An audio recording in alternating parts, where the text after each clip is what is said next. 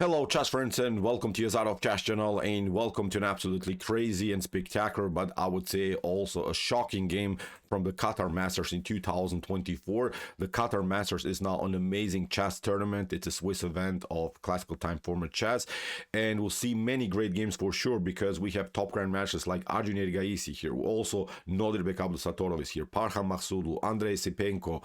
The legendary Vasily Ivanchuk is also playing here in this event, so every day I think we'll see great tactics for sure. And we're starting now this event with an amazing gameplay by Nodirbek Abdusattorov against Reza Mahdavi. Reza Mahdavi is a FIDE master from Iran, and his current rating, look at this, is 2,394 rating points against Nodirbek Abdusattorov's 2,777 rating points, so almost a 400 rating point gap between the two of them.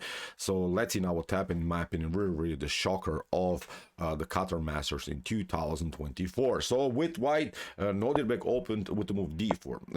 Reza Mahdavi's response was knight to f6, c4, g6. We have now so far the king's Indian, and now here Nodirbek goes immediately into this anti-Grunfeld stuff. He's not allowing, of course, black to play immediately the move d5, and then here after move bishop to g7, he goes into this attack where black is basically forced now to play just the move d6. And now after move d6, it becomes, of course, the Sämisch variation against the king's Indian defense. So we have now knight to c3, king side castling, and now we have knight to e2, which is also called the Bobotsov variation of the Sämisch variation of the king's Indian defense, also called sometimes the Korchnoi variation. So it has many names.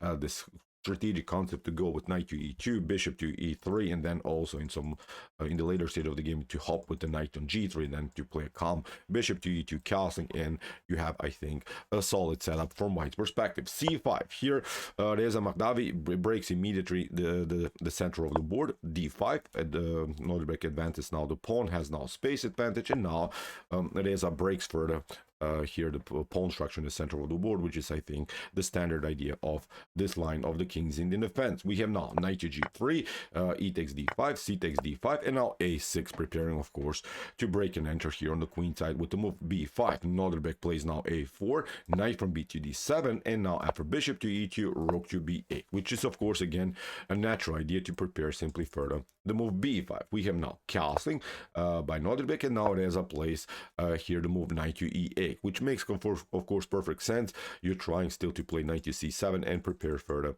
this b5 goal, or in some lines maybe, if the position allows it, also to break and enter with the move f5. We have now bishop to f4, and now Reza makes, I think, his first tiny little inaccuracy in the game. He plays now immediately aggressively with the move f5, and this is a novelty. This is a move that we haven't seen so far in chess history, but it's not a good move because you're opening up your king too much. Now you're exposing the black's king too much now in this position. A better choice is to play here aggressively on the other side of the board with the move c4. It is a really tricky idea, has been played many times with great success for black. Then after something like bishop to c4, queen to b6 can happen, and you'll get your pawn back. And I think when you take the pawn on b2, then there is also this natural idea when you hop with the knight on c5, and the knight will not be kicked away from this very active square. Maybe later, if the position allows it, you can then find this b5 goal. You can make it happen maybe later, but now it's time to get your pawn back. The bishop is activated here, so I think great position here for black. This doesn't have to be played, of course, here by white. White doesn't have to pick up the pawn on c4, can play queen to d2, but then b5 is going to happen because this pawn disconnected the bishop now from the b5 score. So it's, I think, really a nice progressive plan that I simply had to show you, because I think if you're maybe reaching this position, you have to know this kind of stuff. So here f5 by Reza, which is not a good move, which makes now his king a little bit vulnerable. Knight to e5. Now Nodirbek plays a great move, king to h1. He notices when something clears here on the g file that the rook could be very active here against black's king. Bishop to d7, we have e takes f5, g takes f5, and now knight to h5. And because of this f5 early progressive move by black here, I would say white should be much better. White has already a great attack against the bishop. Look at this, Reza has to play now just passive moves like bishop to h8, and now bishop to h6 here. Nodirbek continues simply the attacking flow, has now really great attack against black. We have rook to f7, and now g4. Another brilliant move here by Nodirbek, simply continue to attack here black's position. Black doesn't have now so many good defensive resources. If you try, for instance, f takes g4, then the f file will be open, and okay, you can get maybe a pawn, but now after a couple more moves and rook to f1, the position is collapsing. Look at this in some lines. I just wanted to demonstrate really how dangerous this position can be for black. Then knight to e6, for instance, wins the queen. We attack the queen and we grab the king. So we attack the king and grab the queen. So it's, I think, again, a devastating here position for black. So g4 really breaks now black's defense. The only way to survive is to play now the move knight to g7, rook to g1 here by Nodirbek, and now finally b5 here by Reza, but it's a little bit too slow because after a takes b5, a takes b5, what Nodirbek should have played now is simply a g takes f5, and then black really doesn't have so many good moves. For instance, you try bishop to f5, then we attack the queen drops back, then you have this one, knight to e4. Now you get out of this potential queenside attack by black, and now if you pick up, for instance, the knight, we'll also pick it up, and even if you try to cover, look at this, white would simply get the lie scores, will attack the f5 score, will cement the bishop here on f5, or maybe the knight here on f5, the g file is open. Look at this, the position by black is so cramped. The pieces are really stuck here. They're not performing in a good way. This rook can be maybe later also included into the game. So I would dare to say completely winning position here for Nodirbek. But after a takes b5, Nodirbek makes now a huge mistake. He didn't play g takes f5. He played now rook to a7, which in the beginning, it's like it really makes sense from a tactical point of view, because you are somehow continuing the pressure against this knight on g7. If something clears, then this position around this knight could be very dangerous.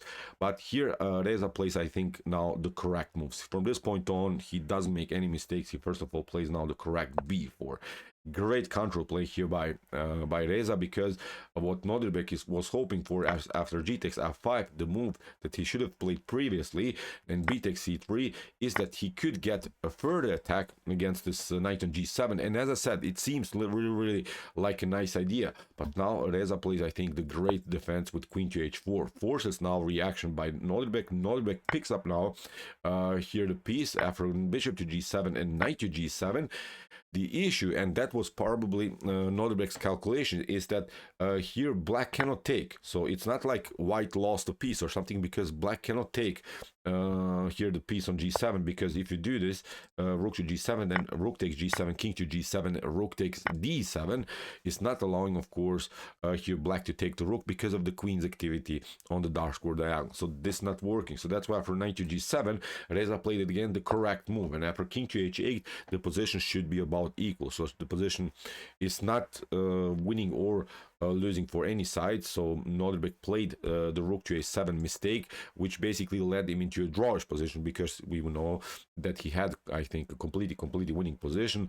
But now Nodirbek makes further mistakes. So here the best choice in order to stay in the game is to play queen to e3. Queen to e3 with the preparation to play f4, and then black should really try to find the best defenses. For instance, black can now finally take the piece on g7 because the queen is not there. But then after rook takes g7 and king takes g7 f4, look at this. This wasn't playing the game, but it's really complicated line. If black wants to stay in the game, black should play here really aggressive rook to b3. And this just this imaginary line, but this position is so complicated. It's so tactical all over the board. For instance, if I don't know, white tries to play queen to g1 to play something like this, then okay, king to h6, and this should be, as I said, again, completely equal position. But white cannot take this piece here on b3, because actually you're running into a wild sequence. Then you get this one, knight to f3. You have to now give up the queen, and in this scenario, obviously, black is completely winning. So queen to e3 is the only way that prolongs the game here for white and for black. As I said, rook takes g7 can be played, and then you play f4, rook to b3, and then queen to g1 is a completely drawish position now for both sides. But what Nodirbek played is really crazy. He played now bishop to b5. He somehow was so probably stuck to his idea that he could do something on the 7th rank. And sometimes in chess that happens to me, not sometimes, really, really often it happens to me that you're stuck simply to a simple idea that you had in the first place and you don't recognize anything else. And I think this is what happened here to Nodirbek, that he somehow wanted to prove his point in his tactical sequence here. After bishop to b5, we have now rook takes f7, knight takes f7, and it seems so that there are maybe some discoveries, but knight to e6 doesn't bring you in so much, because after knight to e5, you could try f4, but then bishop to c4 is the defensive plan. Look at this with bishop to d5.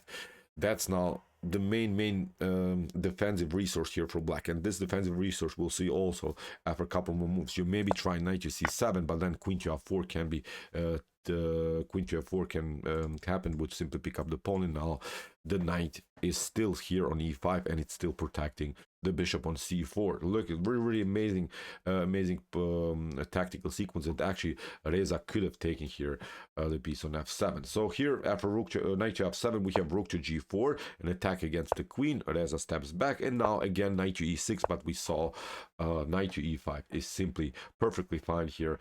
What should you do? Even if you try, as we mentioned, this move f4, then again this idea, again the d5 square is something that bothers now Nodirbek in the continuation of the game. You can maybe try knight to c7, then we pick it up, you pick up this one, we can pick up still also this one, and still black is continuing the game with an extra piece. So again, completely winning position here for Reza. We have after knight to e5, rook to g7 here by Nodirbek, but it doesn't matter now. Finally, queen to f6 covering this diagonal, f4 played by Nodirbek, and now comes this defensive resource, bishop to c4.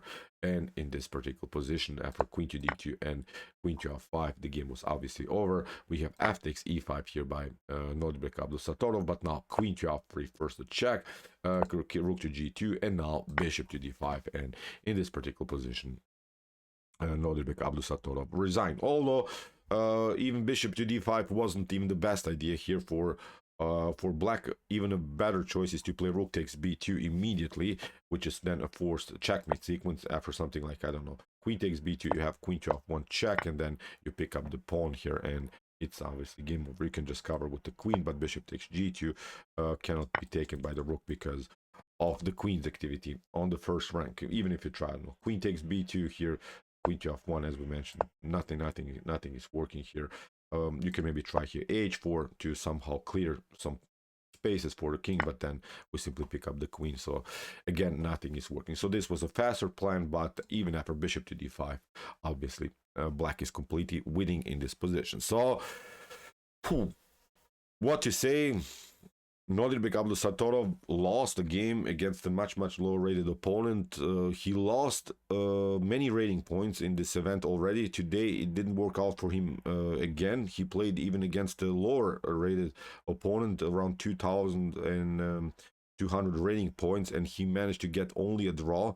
Now in this event combined, Nodirbek Abdusattorov lost already 18 rating points. I'm not sure what happened, but probably it's not his event. Maybe he can get back, but because this is the Nodirbek that we simply don't know. Nodirbek is of course really one of the most talented players now in our new generation. So okay, I hope that you enjoyed this game. I really enjoyed it a lot. Great game by Reza Mahdavi. We don't want to of course undermine his success, because he found really beautiful defensive resources and had now deserved win in the first round of the Qatar Masters in 2024.